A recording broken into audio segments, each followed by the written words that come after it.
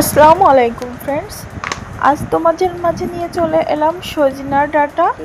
আর এই সজনার ডাঁটাটা আমি একটু পাতলা করে ঝোল করব। তবে আমার ঝোল করার স্ট্র্যাটেজিটা একটু ভিন্ন। তো পুরো ভিডিওটা কন্টিনিউ করলে তোমরাও কিন্তু এরকম পাতলা টেস্টি ঝোল ঝোল রেসিপিটা শিখে নিতে পারবে।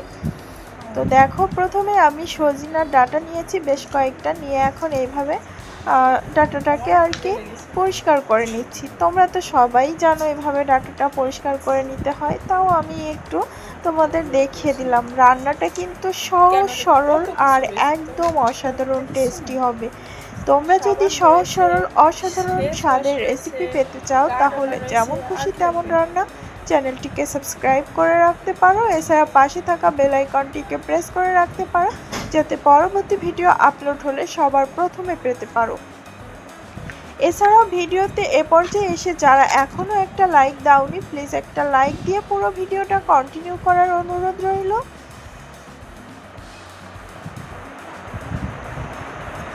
তো এইভাবেই কিন্তু আমি ডাটাগুলো সবই কেটে নেব। তবে এখানে আমি ডাল দিয়ে বড়িটা তৈরি করব না, কুমড়োর বড়িটা ব্যবহার করব। তো তোমরা কিন্তু অবশ্যই একবার হলেও এইভাবে কুমড়োর বড়ি দিয়ে রান্নাটা করে দেখো। এভাবে হয়তো কেউ কখনো করে খাওনি, একবার হলেও ট্রাই করো, তাহলে এর টেস্টটা বুঝতে পারবে কি অসাধারণ স্বাদের টেস্টি হয় এইভাবে সজনার ডাঁটাটা রান্না করলে। আর এখানে কিন্তু কোনো বাড়তি মশলা আমি ব্যবহার করিনি, সম্পূর্ণ ঘরোয়া মশলা দিয়ে তৈরি করেছি, তাই মশলার কোনো টেনশন নেই। দেখেছো আমি ডাঁটাগুলোকে ফিঙ্গার সাইজ করে কেটে এখন এগুলোকে একটা প্লেটে উঠিয়ে নিচ্ছি। যেহেতু মশলাটা সম্পূর্ণ ঘরোয়া মশলা দিয়ে তৈরি, তাই তোমাদের মশলা চিনতে কোনো অসুবিধা হবে না। পুরো ভিডিওটা দেখতে থাকো, তা আর নতুনভাবে সজনার ডাঁটা রান্নাটা শিখে নিতে পারো। এখানে একটা আলু নিয়েছি, আর আলুটাকে আমি একটু পাতলা সাইজ করে কেটে নেব। আলুটা বেশ বড় ছিল, তো আমি এখানে একটু পাতলা পাতলা করেই আর কি আলুগুলো কেটে নেব।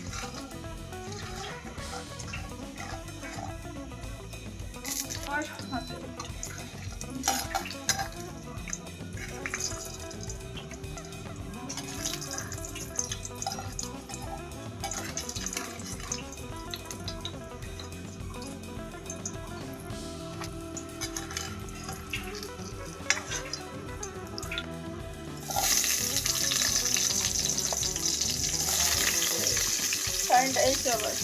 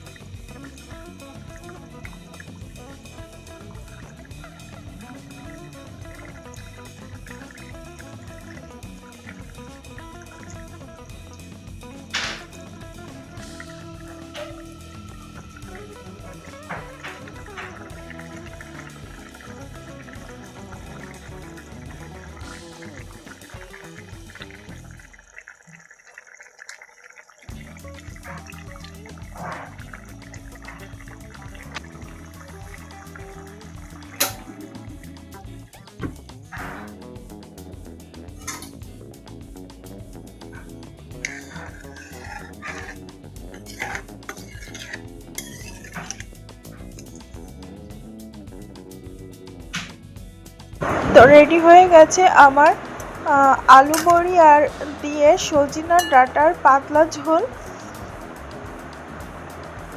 তো এখন এগুলোকে পরিবেশন করে নিয়েছি। বাই দ্য ওয়ে, আজকের ভিডিওটা ছিল এ পর্যন্তই। দেখা হবে নেক্সট এপিসোডে নতুন কোনো রেসিপির সাথে। ততক্ষণ পর্যন্ত সবাই ভালো থেকো, সুস্থ থেকো, আর যেমন খুশি তেমন রান্নার সাথে থেকো। পুরো ভিডিওটা দেখার জন্য ধন্যবাদ। আল্লাহ হাফেজ।